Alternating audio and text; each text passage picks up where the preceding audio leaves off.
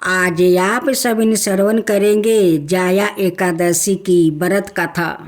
धर्मराज अर्जुन बोले, हे भगवान, आपने माघ के कृष्णा पक्ष की सटतीला एकादशी का अत्यंत सुंदर वर्णन किया है।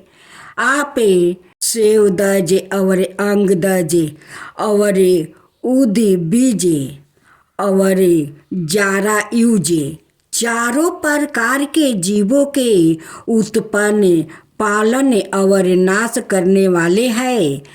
अब आप कृपा करके माघ शुक्ला एकादशी का वर्णन कीजिए। इसका क्या नाम है, इसके व्रत की क्या विधि है और इसमें कौन से देवता का पूजन किया जाता है।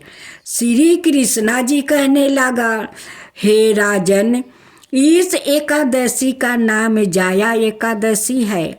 इसका व्रत करने से मनुष्य ब्रह्म हत्यादि पापों से छूटकर मोक्ष को प्राप्ति होता है और इसके प्रभाव से भूत पिशाच आदि योनि से वो मुक्ति हो जाता है। इस प्रकार को विधि पूर्वक करना चाहिए। अब मैं तुमसे पद्म पुराण में वर्णित इसकी महिमा की एक गाथा कहता हूँ। देवराज इंद्र स्वर्ग में राज करते थे और अनाए सब देवगण सुख पूर्वक स्वर्ग में रहते थे। एक समय इंद्र अपनी इच्छा अनुसार नंदन वन में अप्सराओं के साथ विहर कर रहे थे और गंधर्व गान कर रहे थे। उन गंधर्वों में प्रसिद्ध पुष्पादंत और उसकी कन्या पुष्पावती और चित्रसेन और उसकी स्त्री ओ मालिनी भी थे। मालिनी का पुत्र पुष्पवन और उसका पुत्र मलयावन भी उपस्थित थे। पुष्पावती गंधर्व कन्या मलिवान को वो देख कर उस पर मोहित हो जाती है और मलयावन पर काम बाण चलाने लगी। उसने अपने रूप, लवनिया और हाव भाव से मलयावन को वो बस में कर लिया।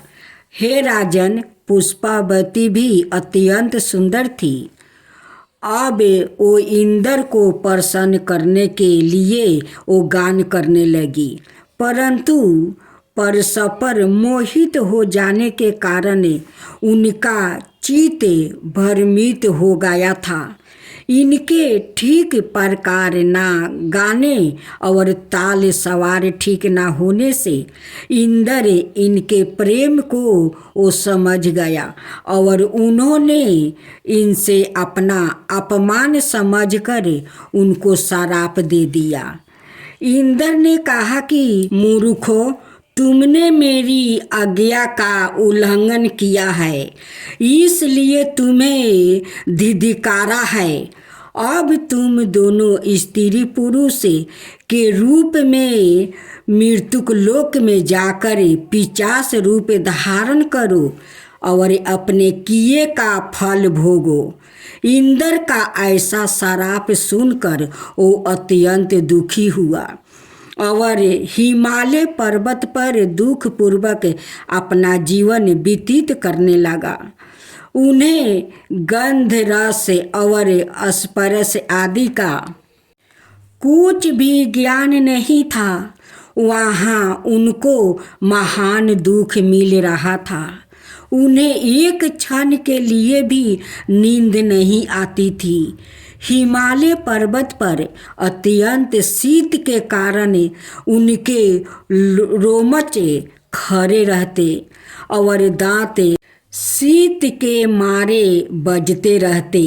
एक दिन पिशाच ने अपनी स्त्री से कहा कि पिछले जन्म में हमने ऐसा कौन सा पाप किया था जिसके हमको यह दुखदाई पिशाच योनि प्राप्ति हुआ है। इस पिशाच योनि से तो नरक के दुख सहना ही उत्तम है। अतः हमें अब किसी प्रकार का पाप नहीं करना चाहिए। इस प्रकार विचार करते हुए वह अपने दिन व्यतीत कर रहे थे। देवगणों से तभी माघ मास में शुक्ल पक्ष की जाया नाम का एकादशी आई। उस दिन उन्होंने कुछ भी भोजन नहीं किया था और ना ही कोई पाप कर्म ही किया था। केवल फल फूल खाकर ही दिन व्यतीत किया था और सोया समय महान दुख से पीपल के वृक्ष के नीचे बैठ गया। उस समय सूर्य भगवान अस्त हो रहे थे। उस रात को अत्यंत ठंड थी। इस कारण वो दोनों शीत के मारे अति दुखित होकर वो मृत्यु के समान आपस में चिपटे हुए पड़े रहे। उस रात्रि उनका नींद भी नहीं आई।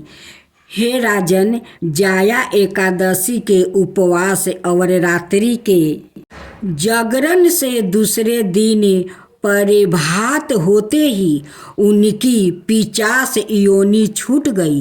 अत्यंत सुंदर गंधर्व और अप्सरा की देह धारण करे सुंदर वस्तु आभूषण से श्रृंगार किया। उन्होंने स्वर्ग लोक को प्रस्थान किया। उस समय आकाश में देवता और गंधर्व उनकी स्तुति करते हुए पुष्प वर्षा करने लगा। स्वर्ग लोक में जाकर उन दोनों ने देवराज इंद्र को प्रणाम किया। इंद्र इनको पहले रूप में देखकर अत्यंत आश्चर्यचकित हुआ और पूछने लगा कि तुमने अपनी पिशाच योनि से किस प्रकार छुटकारा पाया है, सो सब बतलाओ। मलयावन बोला, हे देव इंद्र, भगवान विष्णु की कृपा और जाया एकादशी के व्रत के प्रभाव से ही हमारी पिशाच देह छूटी है। तब इंद्र ने कहा, हे मलयावन, भगवान की कृपा और एकादशी के व्रत करने से न केवल तुम्हारी पिशाच योनि छूट गई, वरन हम लोग के भी वो वंदनीय हो गया, क्योंकि विष्णु और शिव के भक्त हम लोगों के वंदनीय है। अतः आप धन्य है। अब आप पुष्पावती के साथ जाकर विहार करो। श्री कृष्ण कहने लगे कि हे राजन अर्जुन, इस जाया एकादशी के व्रत से पूरी योनि छूट जाती है। जिस मनुष्य ने एक एकादशी का व्रत किया है उसने मानो सब जग जप दान आदि कर लिया है। जो मनुष्य जाया एकादशी का व्रत करते हैं वो अवश्य ही हजारों वर्ष तक स्वर्ग में वास करते हैं। तब बोलो विष्णु भगवान की जय, एकादशी माता की जय। माँ तुलसी की कथा। एक बार भगवान शिव ने अपना तेज समुंदर में वो फेंक दिया था, जिससे एक बालक का जन्म हुआ जिसका नाम जलंधर था। जलंधर महातेजस्वी था। वो आगे चलकर एक पराक्रमी दैत्य राजा बना। लेकिन जलंधर बेहद ही राक्षस प्रवृत्ति का था। जलंधर का विवाह दैत्य राज कलनेमी की पुत्री बिंदा से हुआ था। एक बार जलंधर के मन में पाप आया और उसने माता लक्ष्मी को पाने की कामना की। माता लक्ष्मी को पाने के इच्छा से उसने देवताओं को साथ युद्ध आरंभ कर दिया। जलंधर समुद्र से उत्पन्न हुआ था, तो ऐसे में माता लक्ष्मी ने उसे अपना भाई ओ मान लिया। इधर जलंधर पराजित हो चुका था, लेकिन उसके मन का पाप यही नहीं ठहरा। इसके बाद वो देवी पार्वती को पाने की लालसा से कैलाश पर्वत पर पहुंच गया। माता पार्वती को छल से पाने के लिए जलंधर भगवान शिव का रूप धारण कर माता पार्वती के पास कैलाश पर्वत पहुंच गया। हालांकि माता पार्वती ने अपने योग बल से उसे तुरंत ही पहचान लिया था और माता अपनी शक्ति से वहां से तुरंत ही अंतर्ध्यान हो गई थी। जलंधर बहुत क्रोधित हो गया और वह भगवान शंकर के साथ युद्ध करने लगा। देव पार्वती तुरंत ही भगवान विष्णु के पास पहुंच गई। जलंधर की पत्नी बिंदा अत्यंत पतिव्रता स्त्री थी। उसी के पतिव्रता धर्म की शक्ति से जलंधर ना तो मारा जाता था और ना ही पराजित होता था। जलंधर का वध करने के लिए बिंदा का सतीव्रता का टूटना जरूरी था। इसके बाद भगवान विष्णु एक ऋषि का रूप धारण करके वन में पहुंच गया, जहां बिंदा वर्मन कर रही थी। भगवान विष्णु के साथ 2 राक्षस भी वहां पहुँचे, जिन्हें देख कर बिंदा भयभीत हो गई। फिर भगवान विष्णु जो ऋषि के रूप में थे, उन्होंने बिंदा के सामने पल में दोनों को वो भस्म कर दिया। इसके बाद ऋषि से बिंदा ने कैलाश पर्वत पर महादेव के साथ वो युद्ध कर रही थी, अपने पति जलंधर के बारे में पूछा। ऋषि ने अपने माया जाल से 2 बंदर प्रकट किया। एक बंदर के हाथ में जलंधर का सिर था और दूसरे के हाथ में धर। अपने पति की यह दशा देखकर बिंदा मूर्छित होकर वो गिर पड़ी।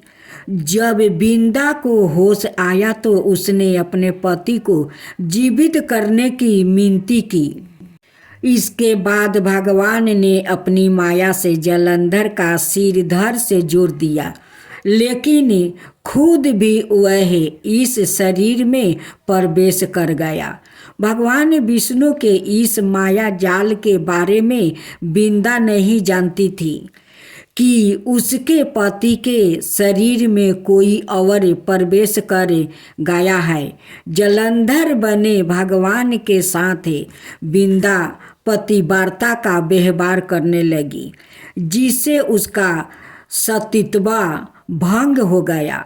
ऐसा होते ही जलंधर कैलाश पर्वत पर बिंदा का पति जलंधर युद्ध में हार गया। जब बिंदा को सारी बातें विस्तार से पता चली तो उसने क्रोध में आकर भगवान विष्णु को हृदयहीन शील होने का श्राप दे दिया। अपने भक्त के श्राप को भगवान विष्णु ने स्वीकार कर लिया और शालिग्राम पत्थर बन गया। सृष्टि के पालनकर्ता के पत्थर बन जाने से ब्रह्मांड में असंतुलन की स्थिति हो गई। यह देखकर सभी देवी देवता ने बिंदा से प्रार्थना की वह भगवान विष्णु को श्राप से मुक्ति कर दे, वरना सारी सृष्टि का सर्वनाश हो जाएगा। देवताओं की प्रार्थना सुनने के बाद बिंदा ने भगवान विष्णु को शराप से मुक्ति तो कर दिया, लेकिन सवाए आत्मदाह कर लिया। जहाँ बिंदा भस्म हुई थी वहाँ तुलसी का पौधा उगा। भगवान विष्णु ने बिंदा से कहा, हे बिंदा, तुम अपने सतीत्वा के कारण मुझे लक्ष्मी से भी अधिक प्रिय हो गई हो। अब तुम तुलसी के रूप में सदा मेरे साथ रहोगी। तब से हर साल महीने की एकादशी के दिन तुलसी के रूप में पूजा जाता है। भगवान विष्णु ने वरदान दिया कि जो मनुष्य भी मेरे शालिग्राम रूप के साथ तुलसी का वो पूजा करेगा उसे इस लोक और परलोक में बेफूल यश प्राप्ति होगा। इसके अलावा तुलसी को वरदान प्राप्ति है कि जिस घर में तुलसी रहेगी वहाँ यम के दूत भी असमय नहीं जा सकते। मृत्यु के समय जिसके प्राण मंजीरी रहती है, तुलसी और गंगा जल मुख में राख कर निगल जाते हैं, वह पाप से मुक्ति होकर वैकुंठ धाम को प्राप्ति होता है। यह गाथा माता लक्ष्मी की कृपा, धन, समृद्धि और श्रद्धा का महत्व बताती है। सच्चे मन से पूजा करने वाले पर माता सदाई कृपालु रहती है। एक गांव में एक साहूकार रहता था। साहूकार का एक बेटी थी। वह हर रोज पीपल सींचने जाती थी। पीपल के वृक्ष में से लक्ष्मी जी प्रकट होती थी और चली भी जाती। एक दिन लक्ष्मी जी ने साहूकार की बेटी से कही, तू मेरी सहेली बन जा। तब लड़की ने कहा कि मैं अपने पिता से पूछकर कल आऊँगी। साहूकार की बेटी ने घर जाकर अपने पिता को सारी बात कह दिया। तब उसके पिताजी बोले, वो तो माता लक्ष्मी जी है, अपने को और क्या चाहिए, तू लक्ष्मी जी की सहेली बन जा। दूसरे दिन वह लड़की फिर गई। तब लक्ष्मी जी पीपल के पेड़ से वो निकल कर आई और कही, सहेली बन जा। तो लड़की ने कहा, बन जाऊंगी, और दोनों सहेली बन गई। लक्ष्मी जी ने उसको खाने का न्योता दिया। घर आकर लड़की ने माँ बाप को कहा कि मेरी सहेली ने मुझे खाने का न्योता दिया है। तब बाप ने कहा कि सहेली के घर खाने जाओगी, पर घर को संभाल कर जाना। तब वह लक्ष्मी जी के यहाँ वो भोजन करने गई तो लक्ष्मी जी ने उसे साला 2 साला ओढ़ने के लिए दिया, रुपया दिया, सोने की चौकी, सोने की थाली में 36 प्रकार का भोजन करवा दिया। भोजन कर जब वो जाने लगी तो लक्ष्मी जी ने पल्लू पकड़ लिया और कहा कि मैं भी तेरे घर भोजन करने आऊँगी। तो उसने कहा, आ जाइए। अब घर जाकर चुपचाप वो बैठ गई। तब बाप ने पूछा कि बेटी, सहेली के यहाँ भोजन करने गई थी और तू उदास क्यों बैठी है? तो उसने कहा, पिताजी, मेरे को लक्ष्मी जी ने इतना दिया, अनेक प्रकार के भोजन करवाई, परंतु मैं कैसे भोजन कराऊंगी? अपने घर में तो कुछ भी नहीं है। तब उसके पिता ने कहा कि गोबर मिट्टी से चौका लगाकर घर की सफाई कर ले, 4 मुख वाला दिया जलाकर लक्ष्मी जी का नाम लेकर रसोई में बैठ जाना। लड़की सफाई करके लड्डू लेकर बैठ गई। उसी समय एक रानी नहा रही थी। उसका नौलाखा हार चील उठा कर ले गई और उसके घर वह नौलाखा हार वो डाल गई और उसका लड्डू ले गई। बाद में वह हार को तोड़कर बाजार में वो बेच आई और सामान लेने लगी। तो सोनार ने पूछा कि क्या चाहिए? तब उसने कहा कि सोने की चौकी, सोने का थाल, साला 2 साला दे दो, मोहर दे दो और समगरी दे दो। 36 प्रकार का भोजन हो जाए, इतना सामान दे दो। सारी चीज़ें लेकर बहुत तैयारी करी और रसोई बनाई। तब गणेश जी से कहा कि लक्ष्मी जी को बुलाओ। आगे आगे गणेश जी और पीछे पीछे लक्ष्मी आई। उसने फिर चौकी डाल दिया और कहा कि सहेली चौकी पर बैठ जाओ। जब लक्ष्मी ने कहा सहेली चौकी पर तो राजा रानी के भी नहीं बैठती, किसी के भी नहीं बैठती, तो उसने कहा कि मेरे यहाँ तो बैठना पड़ेगा। फिर लक्ष्मी जी चौकी पर बैठ गई। तब उसने बहुत खातिर की, जैसे लक्ष्मी ने करी थी वैसा ही उसने करी। लक्ष्मी जी उस पर खुश हो गई। घर में खूब रुपया और लक्ष्मी हो गई। साहूकार की बेटी ने कहा मैं अभी आ रही हूँ, तुम यही बैठी रहना। और वह चली गई। लक्ष्मी जी गई नहीं और चौकी पर बैठी रही। उसको बहुत दौलत दी। हे लक्ष्मी जी, जैसे तुमने साहूकार की बेटी को दिया वैसे ही सबको देना। कहते सुनते हुंकार भरते अपने सारे परिवार को दियो। पीहर में देना, ससुराल में देना, बेटे पोते को देना। लक्ष्मी माता सबका कष्ट दूर करना, दरिद्रता दूर करना, सबकी मनोकामना पूर्ण करना। बोलो माँ लक्ष्मी की जय, धन्य लक्ष्मी की जय। विष्णु की आरती। ओम जय जगदीश हरे, स्वामी जय जगदीश हरे। भक्तों जन के संकट क्षण में दूरी करे। जो धावे फल पावे, दुखी बिनासी मन का। जो धावे फल पावे, दुखी बिनासी मन का। सुख संपत्ति घर आवे, कष्ट मिटे तन का। ओम जय जगदीश हरे, स्वामी जय जगदीश हरे।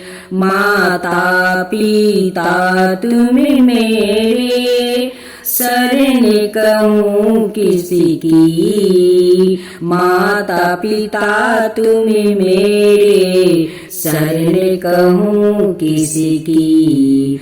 तुम बिना और ना दूजा, आस करूँ जिसकी।